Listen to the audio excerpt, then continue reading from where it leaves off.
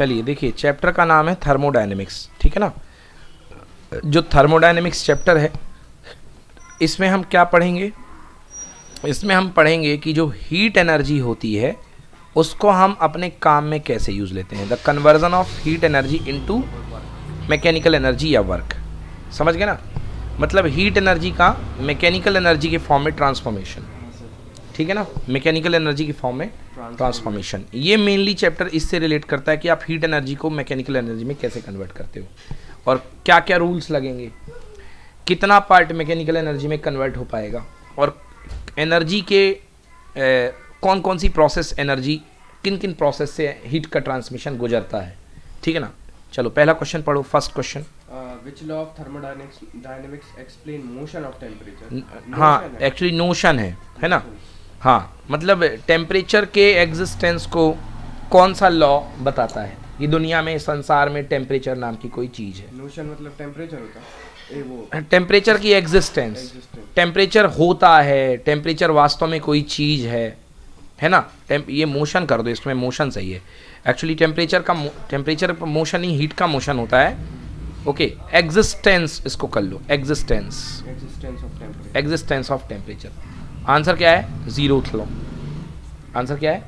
Zeroth law of thermodynamics बताता है कि संसार में टेम्परेचर नाम की भी कोई चीज़ है, और टेम्परेचर वो फिजिकल क्वांटिटी है जिसके अलग अलग होने पर हीट ट्रेवल करती है। टेम्परेचर वो फिजिकल क्वांटिटी है जिसके अलग अलग होने पर क्या ट्रेवल करती है? हीट। उसको टेम्परेचर बोलते हैं। अब क्या था जीरोथ लॉ ऑफ?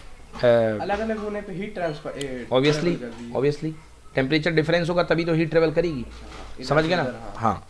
तो जीरोथ लॉ ऑफ थर्मोडायनेमिक्स क्या है कि अगर आपके पास कोई बॉडी ए है और ये कोई बॉडी बी है और ये कोई बॉडी सी है, ठीक है ना, तो बताया ये गया कि अगर ये कोई बॉडी ए टेम्परेचर पे है, ये बी टेम्परेचर पे है, ये सी टेम्परेचर पे है, तो body A and body C thermal equilibrium पे है। अगर body B and body C भी थर्मल इक्विलिब्रियम पे है, मतलब इसमें कोई हीट नहीं जा रही है, इसमें कोई हीट नहीं जा रही है, तो यकीन मानिए कि इसमें भी कोई हीट नहीं जाएगी। मतलब अगर कोई दो गिवन बॉडी एक सिंगल बॉडी के साथ, ए और बी अलग अलग बॉडी एक सिंगल बॉडी के साथ थर्मल इक्विलिब्रियम मेंटेन करती हैं, तो वो आपस में भी क्या मेंटेन करेंगी? Thermal equilibrium. क्लियर हुआ? आ गया समझ में? तो कुछ चीज़ें अभी आ रही हैं स्टार्ट में, छोटे छोटे क्वेश्चन है, वो हल्का सा रटने से पढ़ेंगे धीरे धीरे, बट आपको पूरा समझ में आ जाएगा। अगला क्वेश्चन पढ़िए। What is represented of area under PV graph? PV graph का एरिया क्या देता है बेटा? याद कर लो, पीवी ग्राफ का एरिया जो होता है वो वर्क डन देता है। नो, वर्क डन क्या देता है? Work done. क्लियर हुआ? पी वी, प्रेशर मतलब P for pressure, V for volume. समझ गए ना? तो पी और वी ग्राफ का जो एरिया होता है वो वर्क डन देता है। समझ गए ना? तो लिखो, कॉपी में लिखिए, work done is equal to integration P D V. PV graph का एरिया क्या कहलाएगा? इंटीग्रेशन किसको रिप्रेजेंट करता है? एरिया को। चैप्टर 12 बना। हाँ, work done equal to PV, ठीक है। What is represented by area under PV graph? Answer, PV graph का एरिया जो होता है वो वर्क डन देता है। आंसर पढ़िए। Area under PV graph represents work done during the thermodynamic process. हाँ, तो जो एरिया ऑफ पीवी ग्राफ जो होता है वो आपको वर्क डन दिखाता है during the thermodynamic process. Next question पढ़िए। What do you mean by positive and negative work? Positive और नेगेटिव वर्क से आप क्या समझते हैं? आंसर पढ़िए। Work done by the system is taken to be positive. Work done on the system is taken to be negative. हाँ, work done by the system is taken to be positive and work done on the system is taken to be negative. देखिए, जैसे मान लो system को, मान लो आपके पास एक balloon है, okay, आपके पास एक बैलून है, जो बैलून में हवा भरेंगे उसको नेगेटिव वर्क। हाँ बिल्कुल सही। आपके पास एक बैलून है, ओके। अगर आपका बैलून सिस्टम है, आपका बैलून क्या है? सिस्टम है। अगर आप यहाँ से ब्लो अप कर रहे हो, मतलब सराउंडिंग जो है, बाहर की चीज सिस्टम के ऊपर काम कर रही है, तो अगर सिस्टम के ऊपर काम हो तो that is called negative work done. समझ गए? बट अगर आपने बैलून को छोड़ दिया तो हवा बाहर निकलेगी, एक्सपेंड होगी। बोलो हाँ या ना?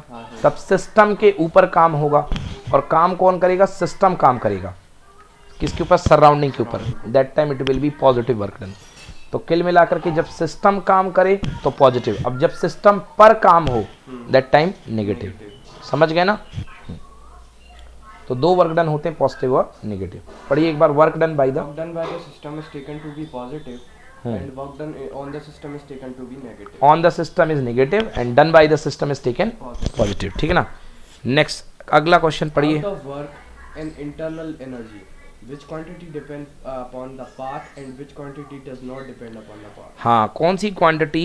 देखिए दो चीज़ दी गई हैं, वर्क इंटरनल एनर्जी और वर्क डन। वर्क डन और इंटरनल एनर्जी में कौन सी क्वांटिटी पाथ पे डिपेंड करती है और कौन सी क्वांटिटी पाथ पे डिपेंड नहीं करती है?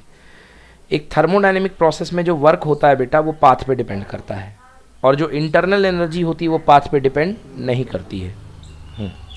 तो जो क्वांटिटी, जिस क्वांटिटी का चेंज, जैसे वर्क डन का चेंज किस पे डिपेंड करता है? पाथ पे। तो हम उस क्वांटिटी को बोलते हैं कि वो क्वांटिटी है पाथ फंक्शन। क्या फंक्शन है? Path function. But internal energy का चेंज क्या किया जाता है बेटा? U, delta U, delta U मतलब final internal energy minus interior internal energy. तो ये जो होता है, ये जो चेंज है इंटरनल एनर्जी का, ये पाथ पे डिपेंड नहीं करता है, ये केवल इनिशियल पॉइंट और फाइनल पॉइंट पे डिपेंड करता है। तो इसको हम बोलते हैं क्या? State function. क्या बोलते हैं? स्टेट फंक्शन, जो इनिशियल और फाइनल स्टेट पे डिपेंड करेगा, पाथ पे डिपेंड नहीं करेगा। जैसे एग्जांपल के लिए मैं आपको बताऊं कि आपके पेरेंट्स के लिए आपका रिजल्ट जो है वो स्टेट फंक्शन है। समझ गए ना? आपके 10th क्लास में आए थे 60%, आपके पेरेंट्स चाहते हैं कि आपके 12th क्लास में कितने आए? 90। बोलो हाँ। उन्हें केवल इनिशियल स्टेट और फाइनल स्टेट से मतलब है। बोलो हाँ। मगर बेटा कुछ भी कर लो, जो पढ़ाई होती है वो पाथ फंक्शन होती है, कभी ज़्यादा कभी, है ना? पढ़ाई जो होती है पाथ फंक्शन होती है। कई बार ऐसा हो सकता है कि आपका रास्ता बहुत लंबा है बट आपके परसेंटेज बहुत कम आ रहे हैं, क्योंकि जो आपने रास्ता चुना है वो स्टेट वाला नहीं चुना है, आप पाथ फंक्शन का यूज़ कर रहे हो। समझ गए ना? आपके लिए पढ़ाई पाथ फंक्शन है, आपका रिजल्ट आपके रास्ते पे डिपेंड करेगा, मगर पेरेंट्स के लिए रिजल्ट इनिशियल और फाइनल पे डिपेंड करेगा। तो जो क्वांटिटी रास्ते पर डिपेंड करे वो पाथ फंक्शन है, और जो क्वांटिटी इनिशियल और फाइनल पोजीशन पे डिपेंड करे वो state function. Done? Done? Okay, so work depend on the path while the internal energy does not depend on the path. Internal energy path पे depend नहीं करती है। ठीक है ना? तो कॉपी में लिख लो, internal energy is a state function. तो रिजल्ट आपने एग्जांपल दिया, हाँ, वर्क रिजल्ट था, और वर्क वो भी था ना जो हमने पढ़ाई का तरीका चुना। हाँ, वर्क पाथ पे डिपेंड करता है। और वर्क मतलब नहीं, वर्क वो रास्ता है। वर्क मतलब रास्ते के चुनाव के बाद आने वाला रिजल्ट है, और जो ये जो आपका इंटरनल एनर्जी वो टारगेट के बेस पर है, इनिशियल और फाइनल। समझ गए ना? मतलब सुनिए, आपके लिए पढ़ाई क्या है? Path function. आपके पेरेंट्स के लिए पढ़ाई क्या है? State function. बट आपके लिए क्या है? Path function. भाई रास्ते पे तो आपको चलना है, उनको तो बस, उनको नहीं चलना, उन्हें तो इनिशियल और फाइनल से मतलब है। Yes, exactly. बहुत भरा हुआ है तुम्हारे अंदर। अच्छा एक्सप्लेन किया। तो ये जो है, ये आपका जो इंटरनल एनर्जी चेंज है वो क्या है? स्टेट फंक्शन है ना? बच्चों के दर्द को आप बहुत अच्छा समझ पा रहे हो। मन की बात मोदी जी की जगह तुम्हें ही करना चाहिए। चलो ना, इस बार है ना परीक्षा की बात। चलिए next question number 5, state first law of thermodynamics. पढ़िए। First law of thermodynamics, if a system is capable of doing an external work, the net amount of heat energy given to the system is equal to the sum of the energy spent in doing work and that increase in internal energy of the system। चलो अब देखो, ये इसका meaning मैं आपको बड़े easy शब्दों में और बड़े बढ़िया तरीके से समझाता हूँ कि फर्स्ट लॉ ऑफ थर्मोडायनेमिक्स क्या होता है। फर्स्ट लॉ ऑफ थर्मोडायनेमिक्स ये कहता है कि अगर आप किसी सिस्टम को, ये मान लो कोई सिस्टम है, इसको आप टोटल अमाउंट ऑफ हीट मान लो डेल्टा क्यू देते हो, डेल्टा क्यू। अब पहले तो ये जान लो कि सर आपने डेल्टा क्यू का क्यों कहा? डेल्टा क्यू मैंने इसलिए कहा, मतलब किसी भी चीज़ को आप हीट दोगे तो some amount of difference heat का दोगे। क्यों? उसके पास पहले बॉडी खुद भी तो कोई ना कोई हीट ली होगी। बोले यस और नो? भाई बॉडी जीरो हीट पे तो बैठी नहीं होगी। जीरो हीट पे बैठने के लिए, किसी बॉडी को जीरो हीट पे बैठने के लिए उसका टेम्परेचर कितना होना मांगता? 0 केल्विन। कितना होना मांगता? 0 केल्विन मतलब -273.15 डिग्री सेंटीग्रेड। मेरे डियर ये टेम्परेचर पॉसिबल नहीं है। कौन इसको क्रिएट करेगा? समझ गए ना? इतना नेगेटिव टेम्परेचर पॉसिबल नहीं है वो करने के लिए, जीरो एनर्जी के लिए। अगर किसी बॉडी की एनर्जी जीरो होगी तो उसके लिए इतना टेम्परेचर होना चाहिए। जैसे मान लो मेरे सामने ये, आपके सामने ये मोबाइल रखा हुआ है, क्या इस मोबाइल का टेम्परेचर 0 केल्विन है? नहीं है। क्यों नहीं है सर? काहे को 0 केल्विन यार मेरे भाई? 0 केल्विन -273.15 0 डिग्री सेंटीग्रेड पे बर्फ जम जाती है। नहीं है। और 0 के इतना पीछे, मतलब ऐसी सॉलिड बर्फ की हम सब मर जाएंगे, इतना ठंडा, मतलब काम करने ही लायक ना बचे ना। बिल्कुल। मॉलिक्यूलर की मोशन ही रुक जाए, अंदर के पार्टिकल वाइब्रेट होना रुक जाए, वो है 0 केल्विन। समझ गए ना? तो अगर कोई बॉडी 0 केल्विन पे होगी तो उसकी एनर्जी कितनी होगी? 0। मतलब ये कॉपी किताब, हम तुम सब भले ही भूखे बैठे हुए हैं 10 दिन से, बट को थोड़ा ना थोड़ा एनर्जी तो होगी ना, क्योंकि हमारे अंदर टेम्परेचर है। समझ में आया ना? क्योंकि हम एक टेम्परेचर पे हैं तो कुछ ना कुछ तो एनर्जी होगी। मान लो Q1 थी, Q1 एनर्जी शुरुआत में रहेगी कि नहीं रहेगी? रहेगी। अब इसके बाद आपने इसको गर्म किया, हीट दी, तो नई एनर्जी कितनी हो गई? Q2। बोलो हाँ। तो आपने कितनी हीट दी? डेल्टा Q ही तो दी, that is equal to Q2 minus Q1। हाँ या ना? आप ये नहीं कह सकते कि मैंने Q2 दी, क्योंकि Q2 देने के लिए इसका कितने पे होना जरूरी था? 0 पे। बट ये 0 पे थोड़ा ना है, ये तो Q1 पे है ना। बोलो हाँ। तो आपने कितना दिया? Q2 minus Q1। बोलो यस और नो। तो टोटल दी गई हीट 2 पार्ट में काम आती है। नंबर 1, उसके अंदर के मॉलिक्यूल्स को वाइब्रेशन को एक्साइट करने में। किसमें? एक्साइट करने में, that is delta U. Delta you. और जब एक्साइटेशन पूरा हो जाए फिर भी आपकी हीट बाकी है, तो ये जो मॉलिक्यूल्स हैं ये धक्का मारेंगे लेयर को, सरफेस को, तो क्या होगा? ये सरफेस एक्सपेंड होगी। होगी कि नहीं होगी? या जो भी वॉल्यूम एक्सपेंड होगा कि नहीं होगा? तो मतलब वॉल्यूम बढ़ेगा, तो वॉल्यूम के बढ़ने में क्या होता है? Work done. क्या होता है? मतलब total given amount of heat 2 रास्ते में, 2 पार्ट में जाती है। नंबर 1 उसकी एनर्जी चेंज करने में, और फिर वर्क करने में। बोलो हाँ है ना? आया समझ में ना? चलो भाई, अब देखो इसको जनरल भाषा में क्या समझते हैं। कोई इंसान आया और किसी दूसरे व्यक्ति को एक झापड़ मार करके चला गया, उसने हीट दे दी। दे दी। अब सामने वाला जो है, पहला सामने वाला जो है नंबर 1, जैसे ही उसको झापड़ लगेगा पहले उसके अंदर इंटरनल एनर्जी बढ़ेगी, वो गर्म होगा, माथा लाल हो जाएगा चेहरा। बोलो हाँ। उसके बाद वो उसको रिटेलिएट करेगा, डेल्टा डब्ल्यू। मतलब दी गई एनर्जी पहले उसकी इंटरनल एनर्जी बढ़ाएगी, और इंटरनल एनर्जी बढ़ाने के बाद क्या होगा? वर्क डन होगा। समझ में आया? ऐसे आप याद रख सकते हो। तो मतलब किसी भी चीज़ को दी गई एनर्जी 2 पार्ट में एक्सपेंड होती है, डेल्टा यू, डेल्टा डब्ल्यू। बोलो हाँ। दूसरा तरीका अगर ये भी भूल जाए तो, दूध गर्म करते हैं बर्तन में, तो अपन ने गैस पे रखी आग। बोलो हाँ। डेल्टा क्यू दी। बोलो हाँ। पहले वो गंजी गर्म होती है, तपेली गर्म होती है, तो उसने खुद एनर्जी ले ली। बोलो हाँ। उसके बाद उसने गर्म करने का काम किया। यस और नो? तो delta U delta Q total equal to delta U plus delta W. आया समझ में? नहीं आया? आ गया? श्योर फॉर एग्जाम ये आएगा पक्का 101%। ठीक है ना? चलिए पढ़िए एक बार फिर से। If A system is capable of doing an external work, the net amount of heat energy gives to the system is equal to the sum of the energy spent in doing work by the system and the increase in internal energy of the system. समझ गए? Internal energy of the system मतलब किसी भी system, बेटा कोई लिखा हुआ है कि किसी सिस्टम को अगर आप कोई एनर्जी देते हो delta Q, net amount of heat energy, बोलो हाँ, is given to the system. अब ये 2 पार्ट में जाती है। नंबर 1 किस में जाती है? Doing work. बोलो हाँ। डूइंग वर्क मतलब क्या? Delta W. एंड सेकेंड क्या? इंक्रीज इन इंटरनल एनर्जी मतलब क्या? Delta U. अब ऐसा समझ में? इंक्रीज इन इंटरनल एनर्जी तो वो होगा जैसे आपने दूध का एग्जांपल दिया, तो पहले बर्तन गर्म होगा, बर्तन गर्म हुआ, हाँ। इंटरनल एनर्जी वो होगा, वर्क डन। हाँ हो गया है। नहीं, बर्तन गर्म हुआ वो इंटरनल एनर्जी, सिस्टम खुद की एनर्जी बढ़ाए, उसके बाद वर्क डन जो दूसरा काम करे। समझ में आया? वर्क डन में क्या आ जाएगा? दूध का खोलना। हाँ वो सब। चलो पढ़ो। If amount of heat absorbed by the thermodynamic system is delta Q and due to it the work done by the system is delta W. हाँ। And the increase in internal energy is delta U. Then delta Q equals to delta W plus delta U. आ गया समझ में? हाँ। Delta Q equal to delta U plus delta internal energy plus work done. समझ में आ गया? अब चलिए अब बात करते हैं साइक्लिक प्रोसेस की। किसकी बात करें? ऐसा भी तो लग सकते it is a sum of internal energy plus work done.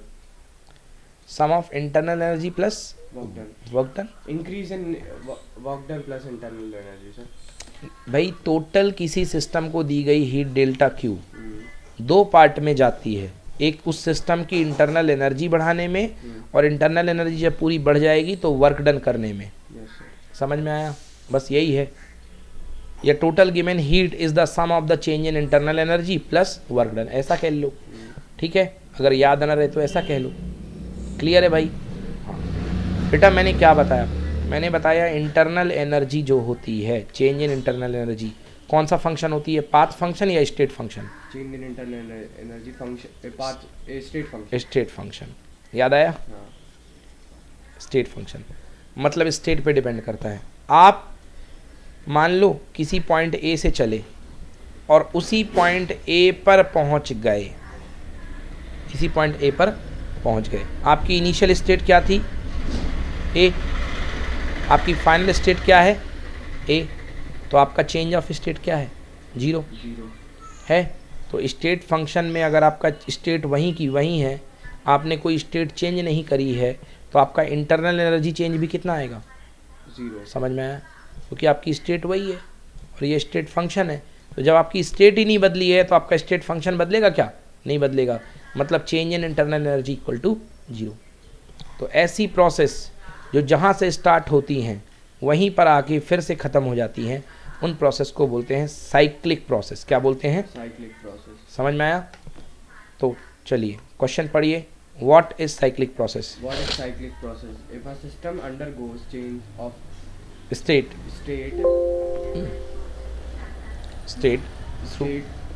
through a number of stages and finally acquires the original state, the process is known as cyclic process.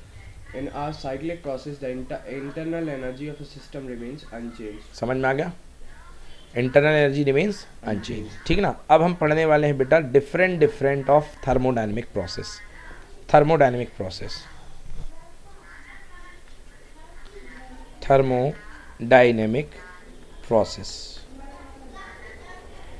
अलग अलग थर्मोडायनेमिक प्रोसेस हमारे सिलेबस में है, जिसमें पहली process जिसका नाम है आइसोथर्मल प्रोसेस। क्या नाम है? Isothermal process. Isothermal process. दूसरी प्रोसेस का नाम है, अब आइसोथर्मल देख लेते हैं, बाद में दूसरी आएगी जिसका नाम है एडियाबैटिक। क्या बोलेंगे? एडियाबैटिक। एडियाबैटिक, हालांकि ये लास्ट में पढ़ना चाहिए। तीसरी प्रोसेस का नाम है आइसोकोरिक। आइसोकोरिक। और चौथी प्रोसेस का नाम है आइसोबैरिक। Isobaric process. आइसो मतलब सेम, थर्मल मतलब टेम्परेचर। ऐसी प्रोसेस जिसमें टेम्परेचर कांस्टेंट रहे। टेम्परेचर मतलब initial temperature equal to final temperature, मतलब change in temperature equal to कितना? Zero. Change in temperature equal to zero. तो ऐसी प्रोसेस जिसमें चेंज इन टेम्परेचर जीरो हो या जिस प्रोसेस में टेम्परेचर कांस्टेंट रहे उसको हम बोलते हैं क्या? Isothermal process. समझ में आया? अब आइसोकोरिक, कोरिक का मतलब क्या होता है? वॉल्यूम।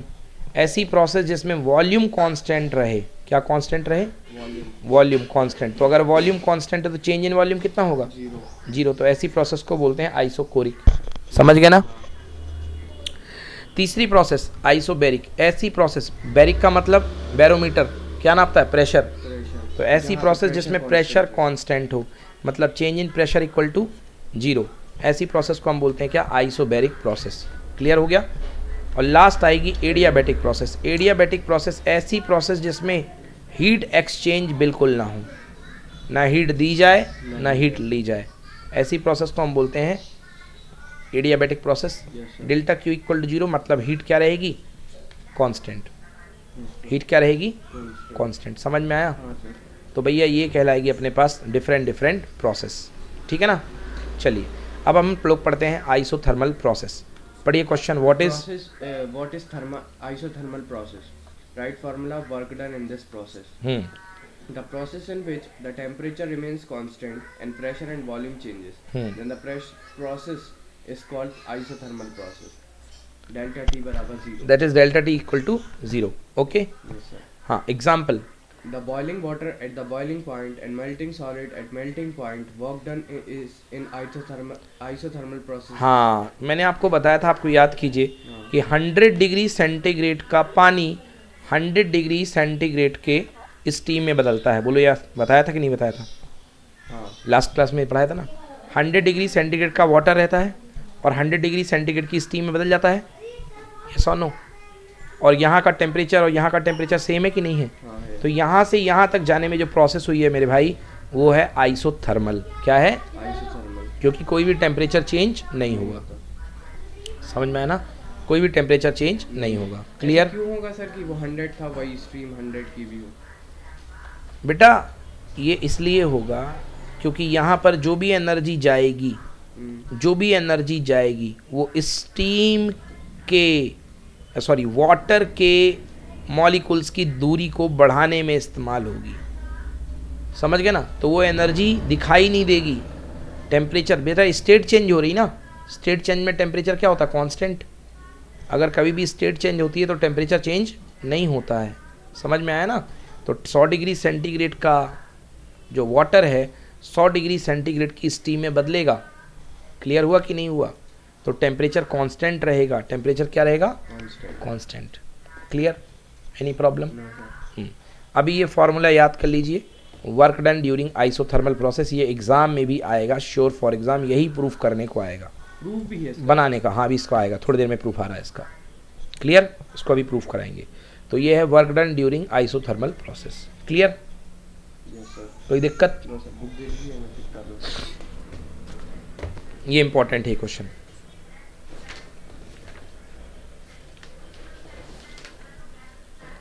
डन। हाँ सर।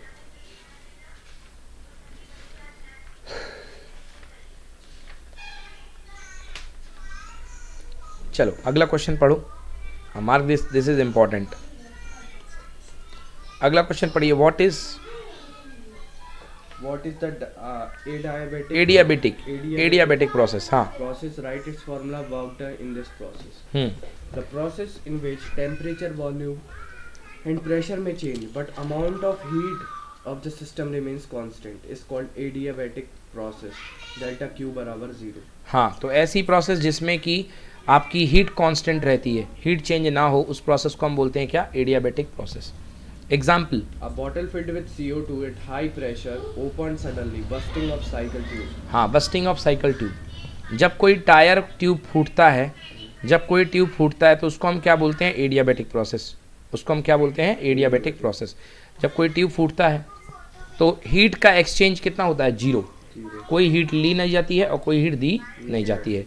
तो उस समय ये प्रोसेस जो हुआ करती है वो एडियाबेटिक प्रोसेस होती है। क्लियर? और बस्टिंग ऑफ क्रैकर्स है? नहीं, ब्रस्टिंग ऑफ क्रैकर वो तो एक चीज़ ही अलग है। वो कोई थर्मोडायनेमिक प्रोसेस थोड़ा ना है, उसमें अपन वो तो heat केमिकल है। नहीं, रोटो ट्रिगर एनर्जी मैंने उस दिन भी क्लास में बताया था। अच्छा हाँ। वो जो जलाने के लिए देते हो वो ट्रिगर एनर्जी, बट वो थर्मोडायनेमिक सिस्टम नहीं है ना बेटा। हम लोग यहाँ पे थर्मोडायनेमिक सिस्टम की बात कर रहे हैं। तो थर्मोडायनेमिक सिस्टम ज़्यादातर गैस को सपोर्ट करता है ना? टायर के अंदर क्या भरी होती है? गैस। तो गैस को सपोर्ट करता है। तो पहली चीज़, जो सिस्टम आप पढ़ रहे हो वो थर्मोडायनेमिक होना चाहिए। समझ गए ना? जो सिस्टम हम पढ़ रहे हैं वो क्या होना चाहिए? थर्मोडायनेमिक। क्लियर हुआ? Yes sir. चलिए, तो बस्टिंग ऑफ कैसे हुआ सर? बस्टिंग ऑफ टायर किसका? चलो बता देते हैं। ओके, ये बताइए, मान लीजिए आपके पास कोई डिओड्रेंट का बॉटल है। ओके, डिओड्रेंट का कोई बॉटल है आपके पास में, डिओड्रेंट का कोई आपके पास में बॉटल है। ये आपके पास डिओड्रेंट की बॉटल है, ऊपर ये नॉब लगा हुआ है जिससे गैस निकलती है। ओके, जब आप इसको ओपन करते हो, नीचे दबाते हो, बाहर गैस निकलती है। समझ गए ना? अब बताइए, इस पूरे सिस्टम को क्या आपने बाहर से कोई हीट दी? नहीं। क्या इधर से कोई हीट ली? ना इसको दी ना इससे कोई हीट ली आपने? नहीं ली ना? ना हीट दी भाई, नीचे भट्टी नहीं लगाई है, नहीं लगाई सर। नहीं लगाई ना? ना हीट दी ना हीट ली। तो ये प्रोसेस क्या है? Adiabatic process. समझ गए ना? हाँ, आप गर्म करते, ठंडा करते, गर्म करना मतलब हीट देना, ठंडा करना मतलब हीट लेना। समझ गए ना? तो आप मानते कि ये वो प्रोसेस है, कोई और प्रोसेस होती? समझ गए ना। तो बट फिर वो क्या होती है जिसमें हीट देते हैं अपन? अब जिसमें हीट देते, तो दोनों हो सकती है? नहीं, अब वो हीट देते, हीट अगर देते तो उसमें अब वो 3 होती। नंबर 1 या तो आइसोथर्मल, क्या 4 प्रोसेस मैंने जो बताई ना आपको, देखो जिसमें हीट का लेन देन नहीं करोगे वो क्या होगी, एडियाबैटिक। क्या होगी, एडियाबैटिक। अब जिसमें हीट का लेन देन करोगे बट कांस्टेंट टेम्परेचर पे करोगे तो आइसोथर्मल, अच्छा। अगर कांस्टेंट वॉल्यूम पे करोगे तो आइसोकोरिक, और अगर कांस्टेंट प्रेशर पे करोगे तो आइसोबैरिक। बैरिक, समझ में आ गया, ठीक है ना। मगर हीट का लेन देन नहीं हो रहा है तो वो क्या होगा, आइसो क्या, एडियाबैटिक। क्या होगा, एडियाबैटिक। पढ़िए, work done in this process, work done in this process is W equals to K upon R upon gas constant, R upon gamma -1 T1 - T2। समझ गए, ये अपने पास वर्क डन इन। इस पे न्यूमेरिकल आएंगे? पॉसिबल चांसेस इस साल कम है, वैसे आते हैं, बट मैं बताता हूँ 2 ही आपके डेरिवेशन इस सिलेबस में इस साल के लिए है। एक वर्क डन इन एडियाबैटिक प्रोसेस, ये डिराइव करना, और एक जो पीछे पढ़ के आया अभी वो वाला डिराइव करना, जस्ट अभी जो पीछे पढ़ा, हाँ 2.303 RT log 10 P1 upon P2। तो वही वाला आएगा मुझे लग रहा है, क्योंकि वो थोड़ा इजी है, ये थोड़ा डिफिकल्ट है, तो वो आना चाहिए। सिलेबस में दोनों है। चलिए अगला क्वेश्चन पढ़िए, can two isothermal curve, can two isothermal curves intersect with each other. हाँ अब देखिए आइसोथर्मल कर्व क्या होते हैं, मैं इस डायग्राम पे वापस चलता हूँ। देखो बेटा, हमारे पास ये जो प्रोसेस है आइसोथर्मल प्रोसेस, आइसोथर्मल प्रोसेस जिस इक्वेशन को फॉलो करती हैं उसको हम बोलते हैं इक्वेशन ऑफ स्टेट। क्या बोलते हैं, equation of state. Her process का एक पहचान होती है, हर प्रोसेस की एक पहचान होती है कि वो किस स्टेट को फॉलो, किस इक्वेशन को फॉलो करेंगी। जैसे पहला आइसोथर्मल प्रोसेस जिस इक्वेशन को फॉलो करती है उसको हम बोलते हैं बॉयल्स लॉ। क्या बोलते हैं, बॉयल्स लॉ। बॉयल्स लॉ होता है P is inversely proportional to V at T constant, constant temperature पे P inversely proportional to V, ये होता है बॉयल्स लॉ। तो ये बॉयल्स लॉ का इक्वेशन ऑफ स्टेट है। एडियाबैटिक प्रोसेस का इक्वेशन ऑफ स्टेट मैं अभी पढ़ाऊंगा आपको, वो क्या होता है, PV की power gamma equal to constant. Adiabatic constant का ये होता है इक्वेशन ऑफ स्टेट, समझ में आया। तीसरा आइसोकोरिक लॉ का इक्वेशन ऑफ स्टेट क्या होता है, V कांस्टेंट है, P प्रोपोर्शनल टू T। समझ गए ना, आइसोकोरिक लॉ में V कांस्टेंट है, P प्रोपोर्शनल टू T। इसे बोलते हैं गै-लुसैक्स लॉ। क्या बोलते हैं, गै-लुसैक्स लॉ। ओके, और चौथा है आइसोबैरिक प्रोसेस, P कांस्टेंट है, तो P कांस्टेंट में जो गैस जिस रूल को फॉलो करती है उसको बोलते हैं हम Charles law, V proportional to T। This is called Charles law. क्या है ये, चार्ल्स लॉ। आ गया समझ में। तो ये प्रोसेस है आइसोथर्मल, एडियाबैटिक, आइसोकोरिक, आइसोबैरिक। आ गया समझ में कि नहीं आया, आ गया कि नहीं आया। तो ये अपने पास जो है ये लॉज लगा करते हैं, ठीक है ना।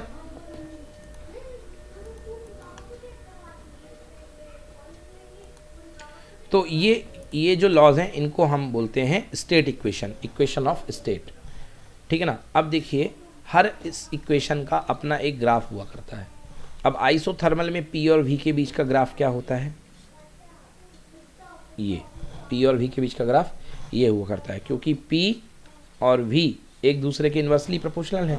तो अगर V बढ़ता जाएगा तो P घटता जाएगा, तो ये ग्राफ आया करता है, समझ गए ना। इसको बोलते हैं आइसोथर्म। एक ग्राफ की एक लाइन को क्या बोलते हैं, आइसोथर्म। क्या बोलते हैं, आइसोथर्म। तो सवाल उठता है कि क्या दो आइसोथर्म एक दूसरे को काट सकते हैं, आंसर नो। दो आइसोथर्म एक दूसरे को नहीं काट सकते हैं। पढ़िए, can two isotherm turns isothermal curves intersect each other? No. If they intersect each other, then at the point of intersection for a value of pressure P and volume V, there will be two temperature values, but it's not possible. हाँ, अब देखो ये एक temperature के लिए isothermal graph है, मान लो T1 के लिए, बोलो हाँ, बोलो यस। हाँ सर। और ये दूसरे टेम्परेचर के लिए आइसोथर्मल ग्राफ है, मान लो T2 के लिए, बोलो हाँ। इस पॉइंट पर दोनों ग्राफ कट कर रहे हैं। हाँ सर। तो एक ही टाइम में इस पॉइंट पर कितने टेम्परेचर एग्जिस्ट करेंगे, T1 और T2। एक पॉइंट पे कभी दो टेम्परेचर एग्जिस्ट हो सकते हैं क्या, नो। तो कभी भी दो आइसोथर्मल ग्राफ एक दूसरे को काट नहीं सकते। नेक्स्ट क्वेश्चन पढ़िए। when the efficiency of carbon अरे question number 10, the air in air atmosphere. in atmosphere gets cooled on rising up. हाँ, हवा जो होती है ऊपर जाने पर ठंडी हो जाती है, क्यों? हवा जो होती है नीचे से गर्म हवा उठती है हाँ। एटमॉस्फेयर से, और ऊपर जाके क्या हो जाती है? ठंड। इसलिए छत में चढ़ो ठंडी हवा लगती है, छत में ऊपर जाने पर कोल्ड हवा चलती है। हाँ. समझ गए ना? हाँ, पढ़िए answer. At higher altitude, Higher altitude, the atmospheric pressure is less, and the air expands adiabatically adiabatically, on Yeah. rising up. हाँ। So it gets it cooled due to decrease in internal energy. हाँ, ऊपर जाने पर इसकी internal energy में कमी आती है, इसलिए कूल हो जाती है। अब समझो क्या कंसेप्ट है। देखो बेटा, क्या रूल होता है फर्स्ट लॉ ऑफ थर्मोडायनेमिक्स का? Total heat given equal to delta U plus delta W. बोलो यस, क्लियर। एडियाबेटिक चेंज के लिए डेल्टा क्यू कितना होता है? 0। Zero equal to delta U plus delta W. बोलो यस और नो। तो delta W is equals to minus of delta U. Clear? Yes sir. इसको मैंने इधर ले गया। अब अगर नीचे हवा है, नीचे हवा है, मान लो ये नीचे हवा एटमॉस्फेयर में, ज़मीन के पास, गर्मी इसको ज़मीन हीट देती है, क्योंकि ज़मीन तो तिपती है ना। ये हीट को ले करके ये हवा कहाँ जाएगी? ऊपर जाएगी कि नहीं जाएगी? Yes sir. मतलब हीट क्या कर दिया इसने? हवा को एक्सपेंड कर दिया। क्या कर दिया? Expand. एक्सपेंड कर दिया, मतलब वर्क डन हो गया। वर्क डन हो गया. एक्सपेंशन, एक्सपेंशन किसने काम किया? सिस्टम ने। किस पे काम किया? सराउंडिंग पर। तो वर्क डन हो गया। बोलो यस और नो। Yes sir. अब देखो ये चीज़ 0 है, ये चीज़ क्या है? 0. तो अगर ये चीज़ बढ़ रही है तो 0 बनाने के लिए इसे क्या होना पड़ेगा? घटना पड़ेगा। नहीं आया समझ में? आगे. जैसे मान लो ये चीज़ शुरुआत में थी, कोई चीज़ 0 थी, हाँ.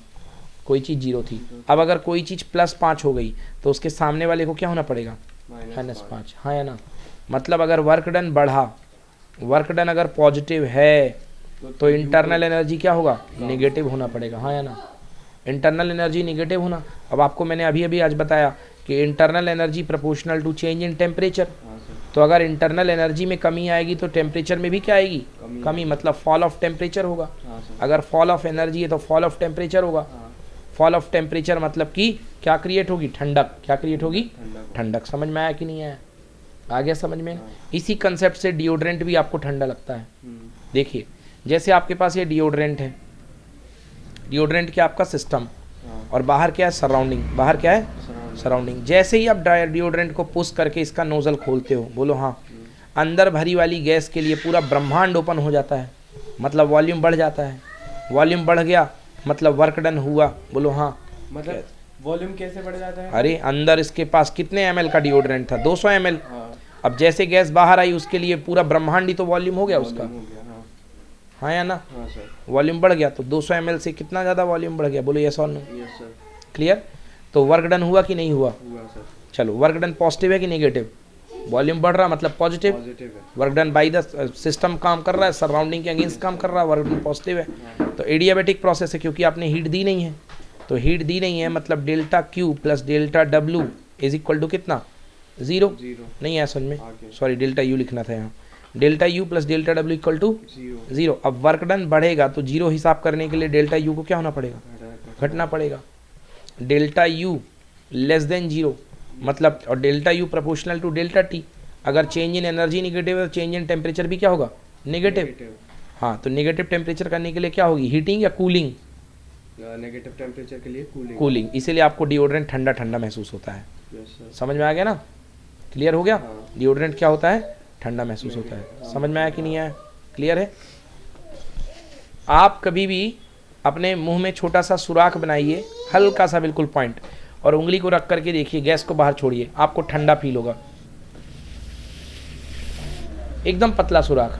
अगर बड़ा सुराख बनाओगे तो गर्म फील होगा, बट अगर एडियाबेटिक प्रोसेस देखनी है तो छोटा सा पॉइंट बनाओ, आपको ठंडा फील होगा। या आपने कभी पेन खोला हो, पेन को खोल करके पीछे से यहाँ पे अगर आपने यहाँ से फूंक मारी हो, फिर हाथ लगाओ, क्या फील होता है? ठंडा। ठंडा. ठंडा. हाँ, वो एडियाबेटिक प्रोसेस का ही कमाल है। ठीक है ना? कोई प्रॉब्लम? No sir. चलिए पढ़िए। The air in atmosphere gets cool on rising up. Why? पढ़ो भाई। The air in atmosphere get cooled on rising up while at the higher altitude the atmospheric pressure is less. As the air expands diabatically adiabatically भाई, डायबिटिकली नहीं, adiabatically, on raising up, so it get cooled due to the increase in its decrease in its internal energy, internal energy decrease होती है भाई, हाँ sir, work done बढ़ता है तो internal energy क्या होगी, डिक्रीज होगी ना, डेल्टा यू कम होगा, डेल्टा डब्ल्यू पॉजिटिव होगा, ये नेगेटिव हो जाएगा।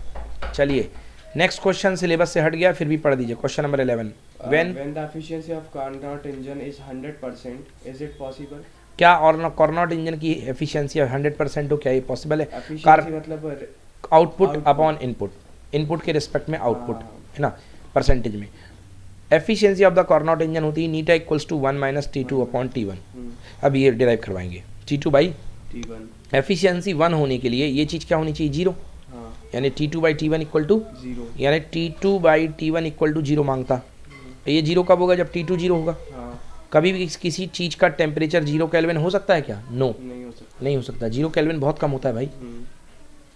पढ़ो, hence the temperature of sink should be 0, हाँ, which is not possible, hence the efficiency cannot be 100%। समझ में आया? कभी भी पॉसिबल नहीं है कि टेम्परेचर 0 हो जाए, इसलिए एफिशिएंसी 100% कभी भी नहीं हो सकती। समझ में?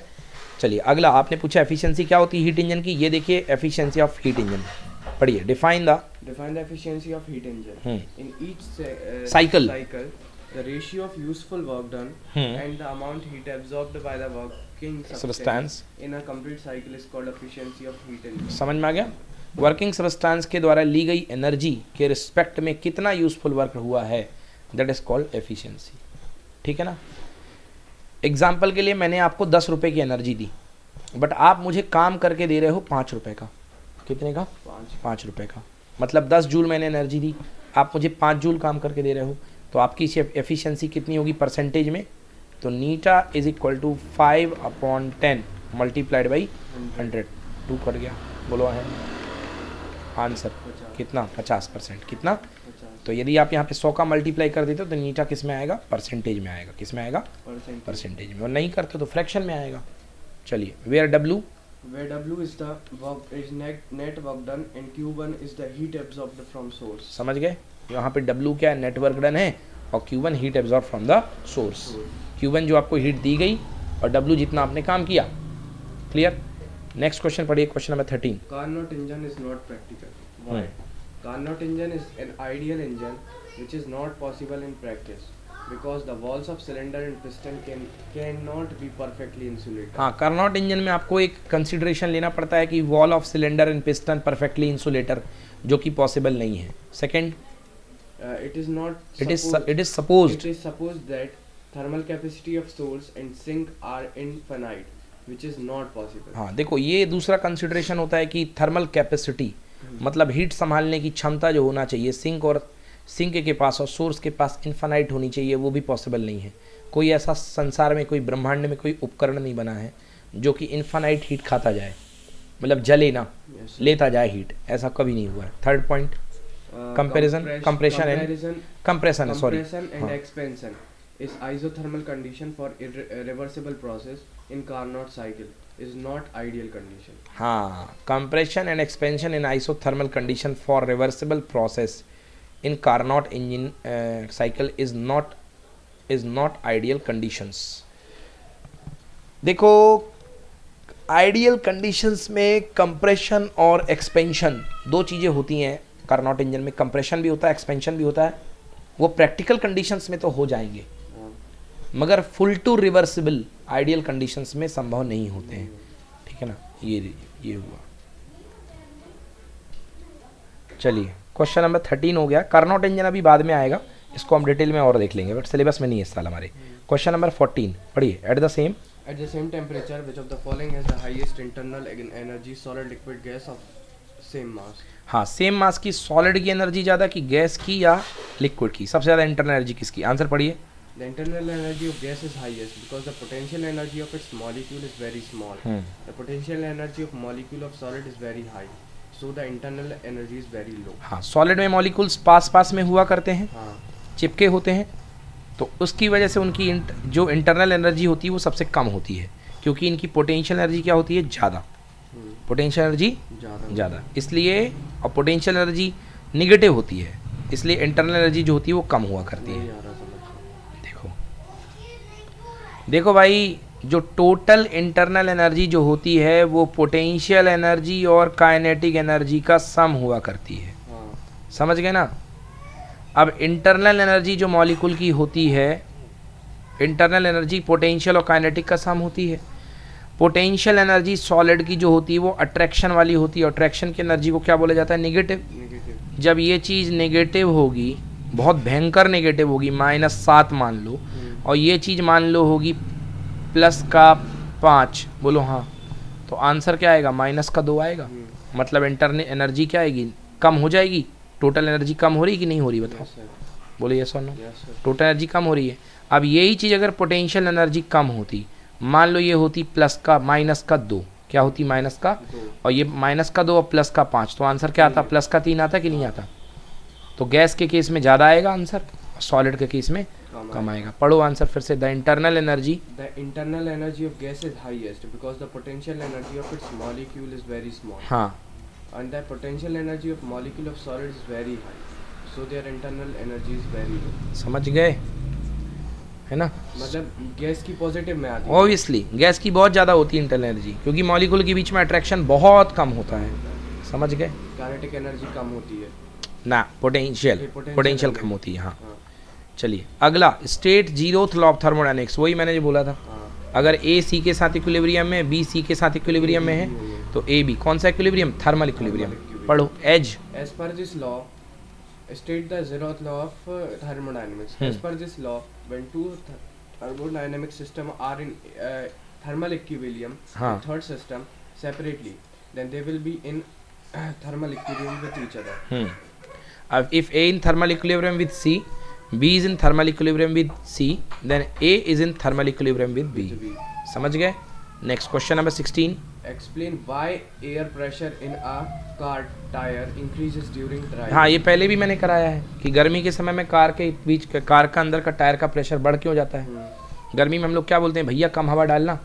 ठंड में मैं अपने गाड़ी के टायर में 40 हवा करवा लेता हूँ, गर्मी में उसी को हवा को 25 करवाना पड़ता है, पिछले टायर की हवा, है ना।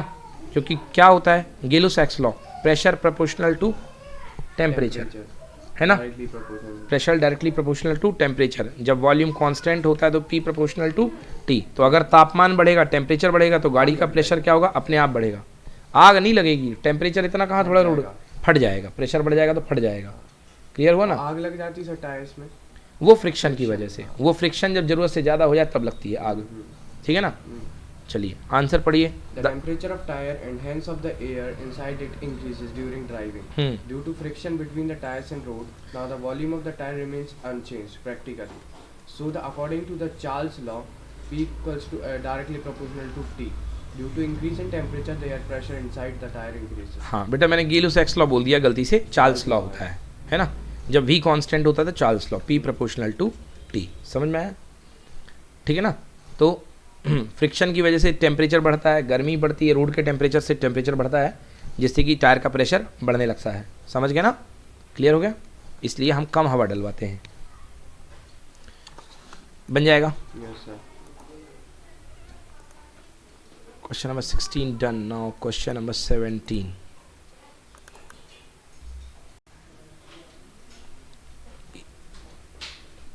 यस, क्वेश्चन नंबर 17 पढ़िए। Two bodies at different temperature T1 and T2 if brought in the thermal conduction contact don't necessarily settle to the mean temperature T1 T2 upon 2। Explain। भाई दो बॉडीज हैं, एक T1 पे है, एक T2 पे है। समझ गए ना।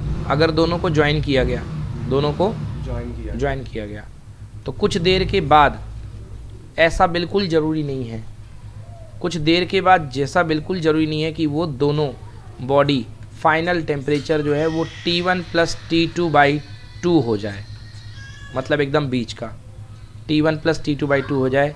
एक्सप्लेन करिए क्यों। आंसर पढ़ो। This is because the two bodies may have different masses and different specific heats। हाँ। In thermal contact, the heat flows from body at higher temperature to the body at lower temperature. हाँ, Then temperature of two bodies become equal. हाँ, The final temperature can be the mean temperature T1 plus T2 upon 2 only when the thermal capacities of two bodies are equal. हाँ, thermal capacity मतलब इसकी heat संभालने की क्षमता और इसकी heat संभालने की क्षमता अगर दोनों की इक्वल है, दैट टाइम जो पूरी बॉडी का फाइनल टेम्परेचर बनेगा वो T1 प्लस T2/2 बनेगा, अदरवाइज नहीं बनेगा। समझ गए? तो ज़रूरी नहीं कि हमेशा आपके पास दो ऐसे मटेरियल हों कि जिनकी हीट संभालने की क्षमता सेम हो। हाँ सर। समझ गए ना? इसलिए final temperature T1 plus T2/2 होना संभव मतलब हमेशा ज़रूरी नहीं है। क्लियर? नेक्स्ट अगला क्वेश्चन, शॉर्ट आंसर पढ़िए। Distinguish between isothermal and adiabatic process. Isothermal process और एडियाबैटिक प्रोसेस में डिफरेंस बताइए। पढ़ो isothermal process. Isothermal. In this process, the temperature remains constant. Adiabatic. In this process, the amount of heat of system remains constant. इसमें temperature constant होता है, इसमें heat constant होती है, मतलब टेम्परेचर चेंज इक्वल टू 0 और इसमें heat change equal to 0। Next, The internal energy of gas remain constant. The internal energy constant होती है। The internal energy of a gas remains constant, क्योंकि इंटरनल एनर्जी जो होती है चेंज इन मतलब internal energy is the function of temperature, Yes, sir. Function of temperature. तो जो internal energy होती है टेम्परेचर पे डिपेंड करती है, तो जब टेम्परेचर नहीं बदलेगा तो इंटरनल एनर्जी भी नहीं बदलेगी, तो internal energy of a gas remains constant. Next पढ़ो।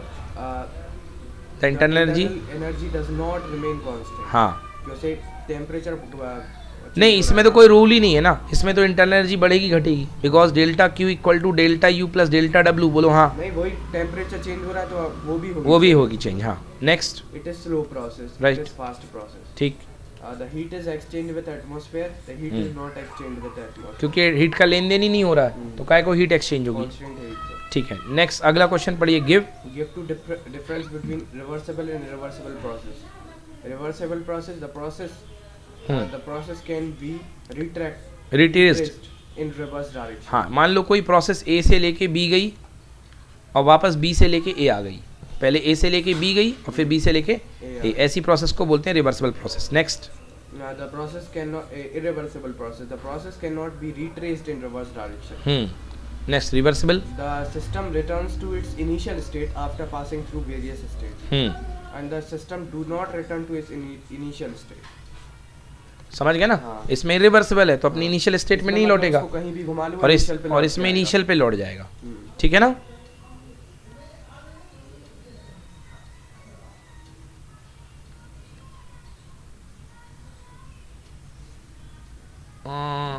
ये लाइन यहाँ पे काट दो, after passing through various states, ये लाइन नहीं आएगी यहाँ पे, क्योंकि अगर after passing through various states हो जाएगा तो वो साइक्लिक प्रोसेस हो जाएगी। ऐसे देखो, जिस रास्ते से जाओगे उसी रास्ते से आओगे तो ही रिवर्सिबल है। अब पता चला आप यहाँ से गए और लौट रहे हो यहाँ से, समझ गए ना? तो ये रिवर्सिबल नहीं कहलाएगा, तब ये प्रोसेस कहलाएगी साइक्लिक। क्या कहलाएगी? साइक्लिक। समझ गए? चलिए अगला क्वेश्चन है, हाँ पढ़िए question. Find out the work done during expansion of gas against external pressure. समझ गए ना? एक्सटर्नल प्रेशर के प्रभाव में आपका गैस एक्सपैंड हो रही है, मतलब गैस वर्क कर रही है, तो गैस का वर्क डन आपको निकालना है। मैंने अभी बताया था थोड़ी देर पहले कि वर्क डन इक्वल टू होता है इंटीग्रेशन PdV। याद आया? वही आपको प्रूफ करना है। पढ़ो। Let a gas is enclosed in a cylindrical vessel. हाँ, vessel fitted with a smooth, frictionless, movable and airtight piston. ये पिस्टन लगा हुआ है, पहले यहाँ पे था, सॉरी पहले यहाँ पे था पिस्टन, पहले इस पोजीशन पे था। बोलो हाँ। नीचे गैस भरी हुई है। बोलो हाँ। गैस की डेंसिटी ज़्यादा है, गैस धक्का मार रही है इसको। गैस क्या कर रही है? धक्का मार रही है। और गैस के धक्का मारने से, कभी वो साइकिल में हवा भरने वाला पंप देखा है, भरा हवा तो धक्का मारता है नीचे से गैस, ऊपर आते हो वापस, वैसे ही। तो ये धक्का मारा तो dx लेंथ चल करके वो पिस्टन कहाँ आ गया? ऊपर आ गया। पढ़ो। तो धीरे-धीरे तो पूरा ऊपर आ जाएगा ना? जितना भी आएगा, ठीक है, पढ़ो, late P1 V1 Let P1 V1 with the initial pressure and volume respectively of the gas. Its pressure is decreased from P1 to P2, due to which its volume increased to V1 V2 A V2. i.e. initial and final state of gas is P1 V1 P2 V2. हाँ देखो, यहाँ जब तक था तो pressure P1 था और volume V1 था। जैसे ही गैस ऊपर आई वॉल्यूम बढ़ जाएगा, प्रेशर थोड़ा रिलीज हो जाएगा, रिलैक्स हो जाएगा, तो नया प्रेशर हो गया P2 और वॉल्यूम कितना V2। चलो, let during expansion, Let during expansion at one instant of the time the pressure of gas be P. Then force exerted by gas on the piston F is equals to P into A. हाँ अभी इस समय यहाँ पे force कितना लगेगा, P into ए लगेगा, क्योंकि पिस्टन का एरिया अगर A है और गैस का प्रेशर P है तो कितना लगेगा, P इंटू ए लगेगा फोर्स।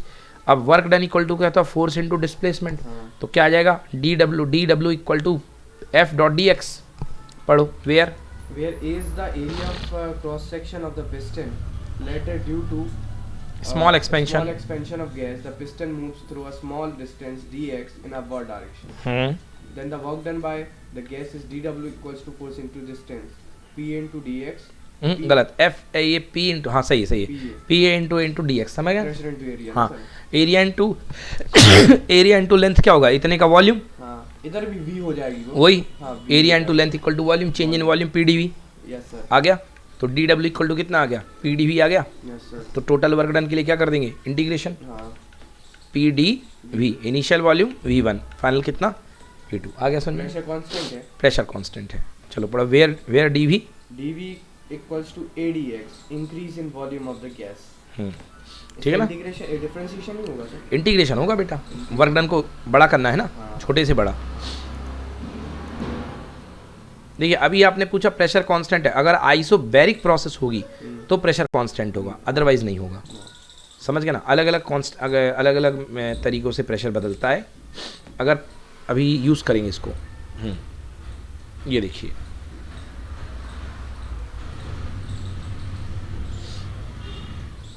अरे यार, हाँ पढ़ो, therefore Therefore, total work done by the gas during its expansion from volume V1 to V2 Equal to? equals to F integration of work done equal to integration of P D V from V1 to V2। अब आपने कहा sir pressure constant है, pressure constant का मतलब isobaric process, isobaric process. तो चलो isobaric का work done आ जाएगा, W is equal to, P बाहर आ गया आइसोबैरिक में, केवल अंदर क्या बचेगा, DV। V1 minus V2 answer P, DV का इंटीग्रेशन क्या होता है, V, minus V2 और यहाँ पे जब लिमिट पुट करोगे तो क्या आएगा, V2 माइनस V1, तो आंसर आएगा P डेल्टा V। समझ गए ना, ये आइसोबैरिक प्रोसेस का वर्क डन है, किसका है, आइसोबैरिक का। सबके लिए ये आएगा आंसर। अब जो कंडीशन हो वैसा पुट करते जाओ। चलिए अगला क्वेश्चन पढ़िए। Write the essential condition of reversible process. Adiabatic process be very slow, so that the following condition should be fulfilled. एक minute, the adiabatic process be very slow so that the following condition should be fulfilled. इन लोगों ने लिखा reversible process. एक minute, एक minute, एक minute,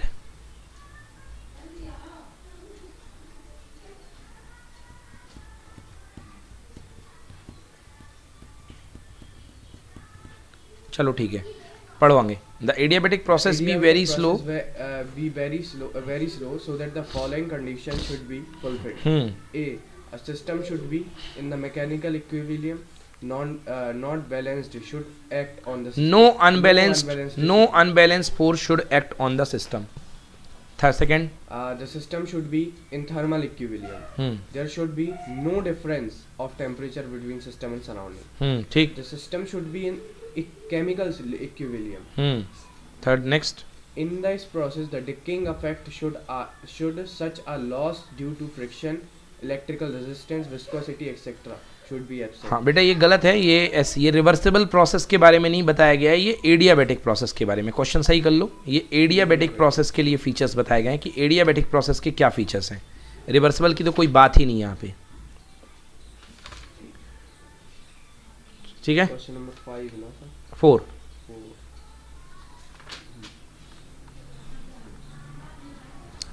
ठीक है। Yes sir. चलिए अगला क्वेश्चन, क्वेश्चन नंबर 5 पढ़िए। 2 cylinders, 2 cylinders A and B are of equal capacity are connected to each other by a stop lock. हाँ A container of gas A containers. A contains A contains a gas at standard temperature and pressure. B is completely evacuated. The entire system is thermally insulated. The stopcock is now opened. Answer the following. देखो, दो cylinder थे, एक पहला cylinder A था, दूसरा cylinder B था. इसके बीच में एक स्टॉप कॉक लगा हुआ था. इसको आपने खोल दिया. समझ गए ना? कह रहा है इक्वल कैपेसिटी, मतलब इसका भी वॉल्यूम V था और इसका भी वॉल्यूम V था. कैपेसिटी दोनों की सेम है. ठीक है ना? हाँ. Contain standard temperature and pressure. Standard temperature इसका भी T है, मान लो वही स्टैंडर्ड टेम्परेचर.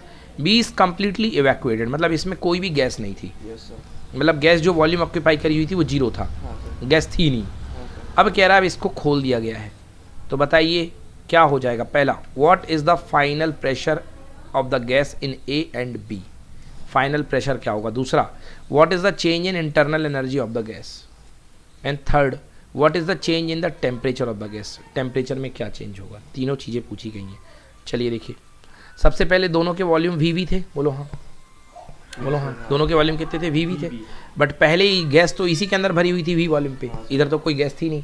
बट जैसे तुम खोलोगे तो दोनों के वॉल्यूम मर्ज होकर के वी प्लस वी क्या हो जाएंगे. 2v हो जाएंगे. मतलब इनिशियल वॉल्यूम का काम करेगा v और फाइनल वॉल्यूम का काम करेगा क्या. 2v. बोलो हाँ. अब देखिए, दोनों जो थे सेम टेम्परेचर में थे क्योंकि थर्मली इंसुलेटेड है. The entire system is thermally insulated, मतलब बाहर से किसी भी प्रकार का कोई टेम्परेचर ना लिया जाएगा ना दिया जाएगा. मतलब change in temperature equal to 0. मतलब आइसोथर्मल प्रोसेस. क्या है आइसोथर्मल प्रोसेस में क्या लगता है. Boyle's law. बॉयल्स लॉ क्या होता है. P is inversely proportional to V, यानी P1 V1 equal to P2 V2. लगता है कि नहीं लगता. ये लगा दिया तो P2 upon P1 equal to V1 upon V2. समझ गए ना. हाँ. तो देखिए P2 upon P1, initial volume V, final कितना 2V. V से V कैंसिल. आंसर कितना 1/2. तो P2 upon P1 is equal to 1/2. Clear. Now P2 is equal to 1/2 multiplied by P1. Standard condition में जो प्रेशर होता है वो कितना होता है 1 ATM.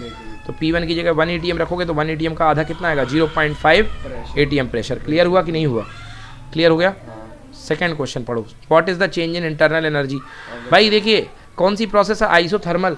आइसोथर्मल में आपको पता है T कांस्टेंट होता है. तो U भी तो कांस्टेंट होगा. U प्रोपोर्शनल टू T बताया तो था. डायरेक्टली प्रोपोर्शनल है तो कांस्टेंट. तो अगर इसमें कोई चेंज नहीं हो रहा टेम्परेचर में तो इसमें भी कोई चेंज नहीं होगा. तो change in internal energy 0. Answer पढ़ो. Due to free expansion neither work is done on the gas nor by the gas. Therefore its internal energy will be remain unchanged. समझ गए ना. इंटरनल एनर्जी का change कितना आएगा 0. वही रहेगी internal energy. Next अगला क्वेश्चन था चेंज इन टेम्परेचर 0. आइसोथर्मल है यार. हाँ पढ़ो. Since there is no change in internal energy of gas, therefore temperature of gas will be remain unchanged. समझ में आ गया. इंटरनल एनर्जी का चेंज हो, टेम्परेचर अनचेंज रहेगा. Change in temperature equal to 0. Clear. Next question पढ़िए. On the basis of first law of thermodynamics explain the process. Isothermal process, adiabatic process और cyclic process. Isothermal process में change in temperature कितना होता है 0. तो change in internal energy भी कितना होगा 0. पढ़िए isothermal process. In this isothermal process the temperature of system remains constant, hence the internal energy of the system will not change. So delta U equal to 0. Clear. Yes sir.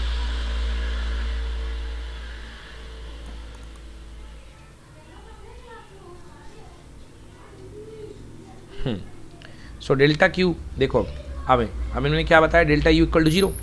Delta U equal to first law मैंने क्या पढ़ा है. Delta Q equal to delta U plus delta W. तो delta U को 0 कर दोगे मतलब delta Q equal to कितना डेल्टा W. मतलब आइसोथर्मल प्रोसेस में जो दी गई डायरेक्टली प्रोपोर्शनल टू T किया था ना.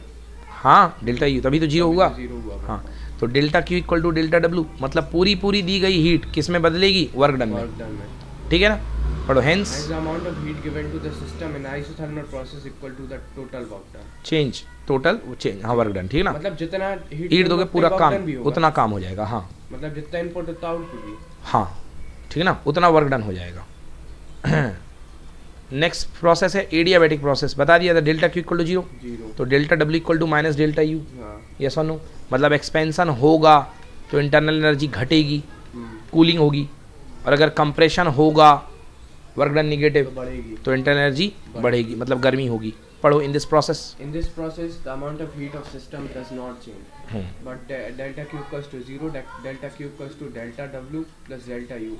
0 equals to delta W plus delta U, delta W equals to minus delta U. Hence, work done by the system is equal to decrease of internal energy. समझ गए? Work done by the system is the equal to decrease of internal energy. Next process, Cyclic process. Let delta Q heat is given to a system, so that delta W does not work done by the system, and its internal energy increases by delta U. क्या पढ़ रहे हो भाई? Cyclic process, let delta Q heat is given to the system and delta W work is done by the system and its internal energy increases by delta U. वही first law of thermodynamics की, किसी system को delta Q heat दी तो उसमें internal energy का change आया delta U और ये डब्ल्यू। बोलो हाँ।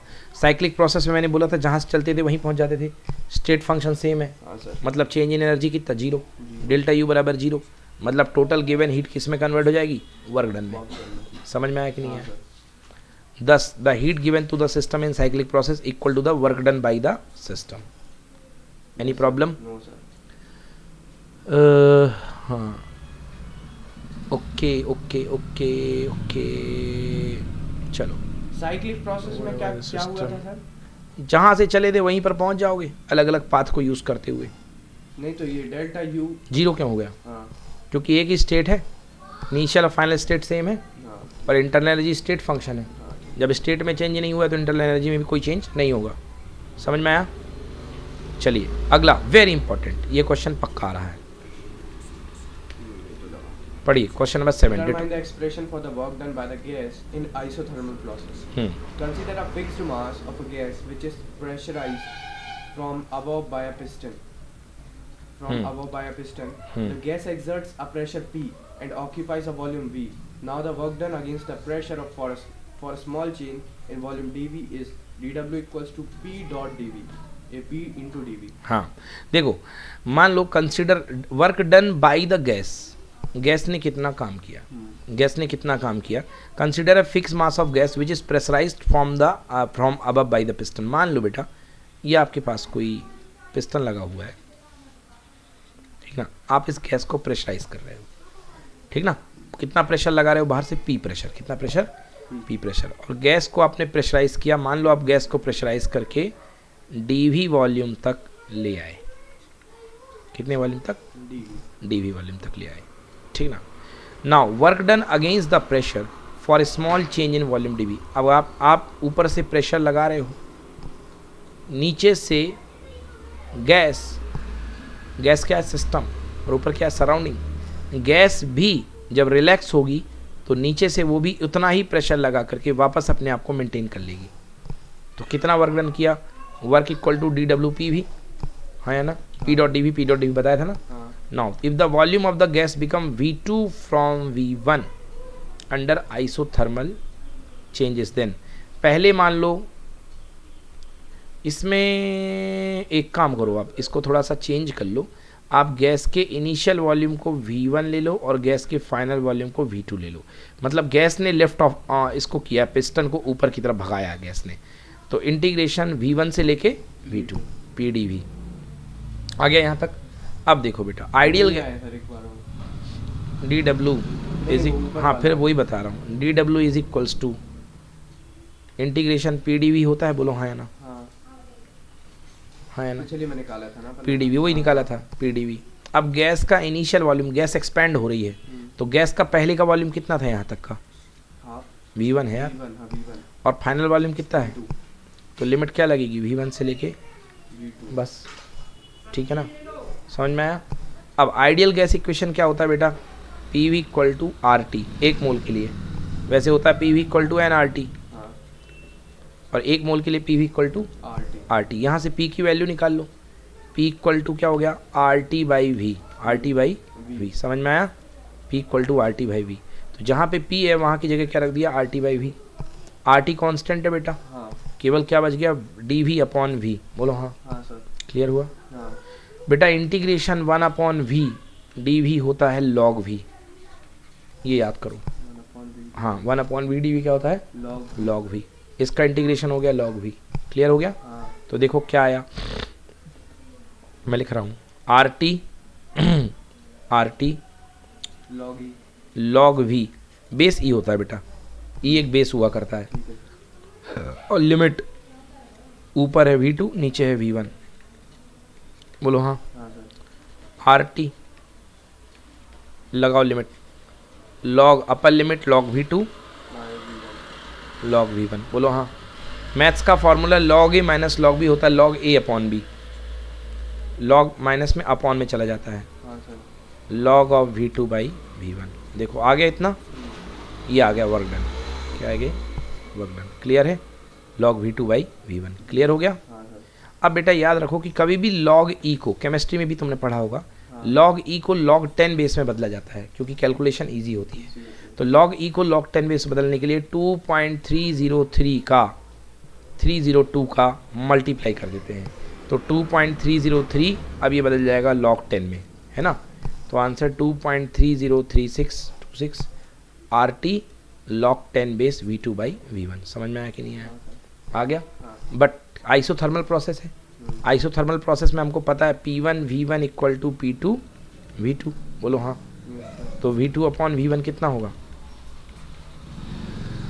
P1 upon P2, clear.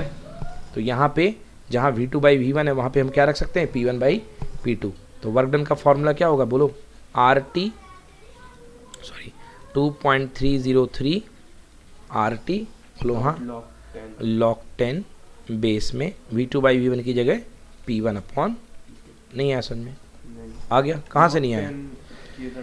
अरे यार यहाँ तक log e था, log e को log 10 में रिप्लेस करने के लिए 2.303 का मल्टीप्लाई कर देते हैं, बस इतना। हो गया पूरा। कौन जीरो हो गया? ये P1 P2 P1 V1 बराबर तो हो गया ना P2 V2 के। वो तो बॉयल्स लॉ से हुए ना, यहाँ तक आंसर अपना आ चुका था वॉल्यूम के टर्म्स में, बोलो हाँ। अब वॉल्यूम के टर्म्स में इसको प्रेशर के टर्म में लिखना है, तो P1 V1 equal to P2 V2 होता है, तो P1 upon P2 equal to V2 upon V1। तो जहाँ V2 अपॉन V1 है वहाँ पे क्या लिख देंगे, P1 अपॉन P2। तो फॉर्मूला जो है वो P1 के टर्म्स में भी बन जाएगा, क्लियर। देख लो यही फॉर्मूला जो है वो प्रेशर के टर्म में आ जाएगा। ये देख लीजिए, ये देख लीजिए, V2 अपॉन V1 की जगह P1 अपॉन P2, समझ गए। एक मोल के लिए, कितने मोल के लिए? अगर n मोल है तो n का मल्टीप्लाई कर दो, बस हो गया, ये क्लियर है, बन जाएगा। तो ये है work done in isothermal process, यही आएगा एग्जाम में, ठीक है ना। चलिए ओके।